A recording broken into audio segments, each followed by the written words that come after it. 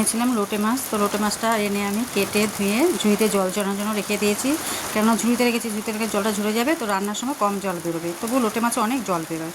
তো যাই হোক, তো লোটে মাছটা আমি ধুয়ে পরিষ্কার করে রেখে দিয়েছি। আর এদিকে একটা মশলা তৈরি করে নিয়েছি। কি অনেকটা পেঁয়াজ কুচিয়েছি, আদা পেঁয়াজ রসুন সব কুচিয়ে রেখেছি। আর পেঁয়াজটা একটু বেশি কুচিয়ে, যেন একটু কুচনো পেঁয়াজ দেবো, আর কিছুটা পেঁয়াজ আমি মিক্সি করেও দেবো, তাতে গ্রেভিটা সুন্দর হবে খেতে। তো সবগুলো মিক্সি করে নিয়ে দেখো এক এক করে আগে পেঁয়াজের সাথে সব মশলাগুলো মেখে নিয়েছি। তেল, হলুদ, লবণ, একটু কালারের জন্য লঙ্কার গুঁড়োটাও দিয়েছি। তো ভালো করে পেঁয়াজটা মেখে নিয়ে তারপর মাছের সাথে মেখেছি, তাহলে ভালো সুন্দর হয়, তার খেতেও ভালো লাগে। তো ওই জন্য সব একসাথে বসিয়ে আমি মেখে তাওয়াতে বসিয়ে দিয়েছি। তো বসিয়ে দিয়ে প্রথমে একটু আঁচটা বাড়িয়ে দিয়েছিলাম, তারপর আস্তে একটু কমিয়ে দিয়েছি। কমিয়ে দেওয়াতে ঝোলটা অনেকটা টেনে গেছে, একটু মাখো মাখো হয়েছে। তো তখন আমি কী করেছি, ধনেপাতাটা দিয়ে দিয়েছি। ধনেপাতাটা দেখাতে দেখো কত সুন্দর লাগছে, দেখো অনেকটা টেনেও গেছে। কিছুক্ষণ রেখেছিলাম আমি ধনেপাতা দেওয়ার পরে, তো জলটা টেনে যাওয়াতে দেখো কত সুন্দর লাগছে। এবার দেখো নিচে লেগে গেছে নাকি সেটা আমি খুন্তি দিয়ে একটু নাড়িয়ে দিচ্ছিলাম। আর দেখো জল অনেকটাও টেনে গেছে, আর মাছগুলো বেশ সুন্দর আছে। তো দেখো প্রায় হয়ে গেছে। বলো প্লিজ কমেন্ট করে কেমন হয়েছে।